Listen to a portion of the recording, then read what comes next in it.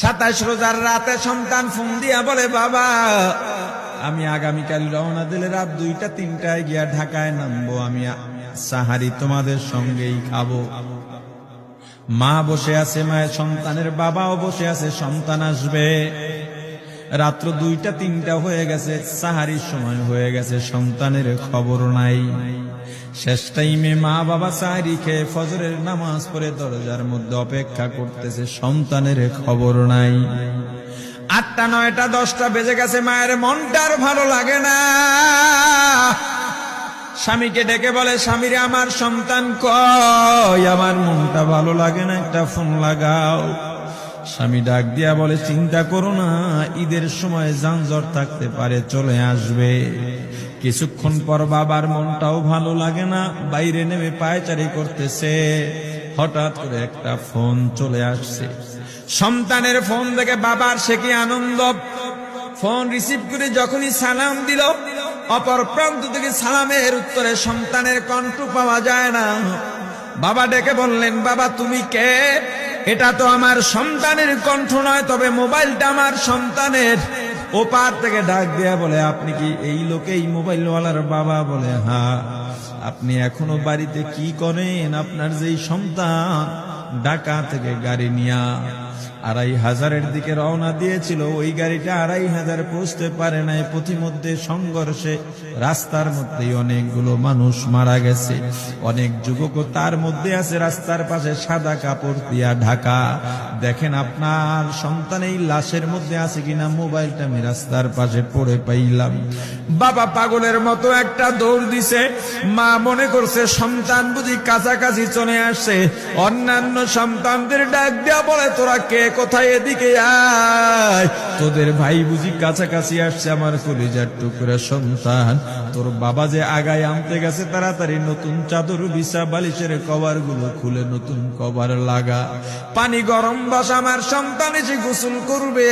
আহারে সবাই ফুলের মেলা, ফুলের তোড়া নিয়ে অপেক্ষা করতেছে। 4টা বছর কলিজার টুকরা বাড়িতে নাই, বিদেশ থেকে আসবে। বাবা স্পটে গিয়া দেখেন অনেকগুলো লাশ সাদা কাপড় দিয়া ঢাকা।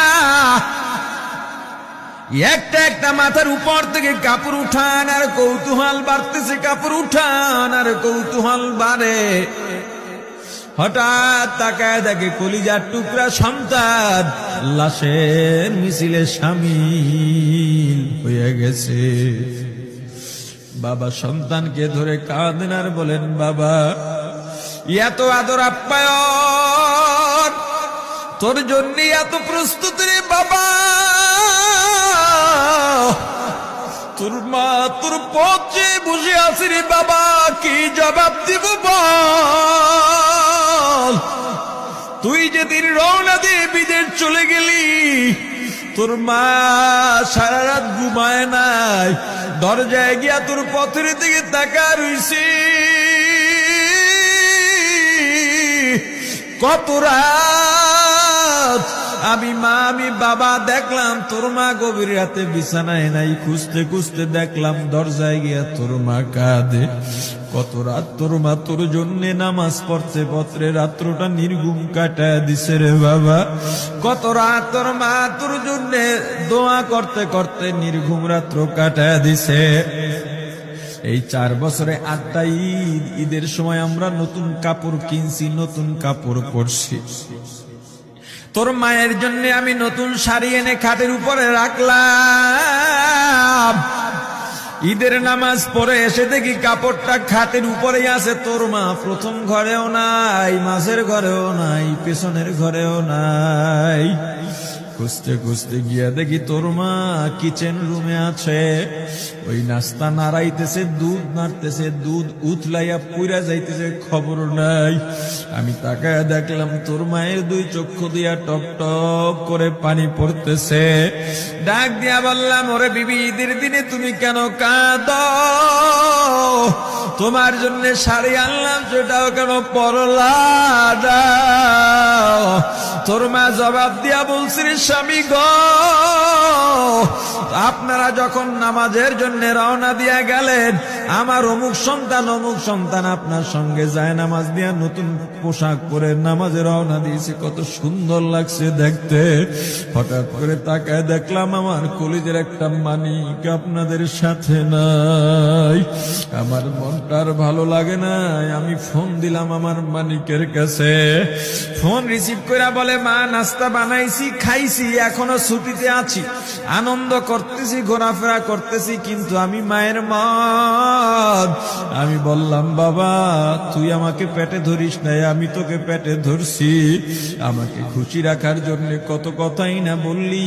ঈদের টাকা পাঠাইলি, তোর টাকা দিয়া তোর বাবা জামা কিনছে, তোর ভাইরা জামা কাপড় কিনছে, তোর টাকা দিয়ে পরিশ্রমের টাকা দিয়ে আমার শাড়ি কিনছে, গহনা কিনছে, কিন্তু তোর পাশে আমি হাতুড়ের বাড়ির শব্দ কেন পাই? আমার সন্তান বলতে চায় না, পরে বলে, মাগো কাজ করতে আসছি, টাকা নিয়ে কাজ করি, ঈদের দিনেও আমাদের ছুটি দেয় না। ওরে স্বামী বলে, ঈদের দিনেও যেই সন্তান কাজ করে, এই শ্রমের টাকার শাড়ি আমি মা কেমনে পরব রে? ওরে বাবা, আজকে তুই আসবি, খবর শুনে তোর মা এক সপ্তাহ আগের থেকে ঘুমায় না, তোর জন্য কত রঙের পিঠা বানাইছি, তোর জন্য কত আয়োজন, আমি তোর মাকে কি বলবো বাবা বল। বাবা সন্তানের লাশ অ্যাম্বুলেন্সে উঠে বাড়ির দিকে রওনা দিছে। আহারে বাড়ির কাছাকাছি আসছে, এদিকে মা দরজায় গিয়ে অপেক্ষা করতেছে, গাছের আড়াল দিয়া পথের দিকে তাকায় আছেন। দেখেন একটা গাড়ি আসতেছে, মায়ের সে কি আনন্দ, বাড়ির মধ্যে দৌড় দিছে, তোরা কই তাড়াতাড়ি আয়, ফুলের মালাগুলা নিয়ে আয়, গাড়ি এসে পড়ছে। বাড়ির দরজা দিয়ে যখন অ্যাম্বুলেন্সের হরেন দিয়া ঢুকতেছে, হুইসেল দিয়া ঢুকতেছে, মা একটা চিৎকার দিছে, ওরে এই মরণ গাড়ি আবার বাড়ি কেন, কার কপাল পুরুষে?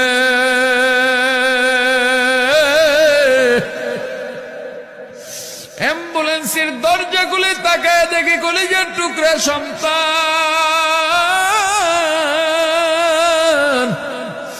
এমন ঘুমাইছে, আর জীবনেও উঠবে না। মা কাঁদেন আর বলেন, ওরে বাবা এটা তোর বিছানা নয়, নতুন চাদর বিছাইছি। বোন কান্দে আর বলে, ভাই আরে তোর জন্য ফুলের মালা পরাইছি, ফুলের মালা বানাইছি, একটু মালা পরাবো। মা ডেকে বলেন, রে সন্তান, 4টা বছর আমি তোর মা ডাক শোনার জন্য অপেক্ষা করছি, তোর জন্য গরম পানি করছিলাম, গোসল করবি, সেই গরম পানি যে তোর জীবনের শেষ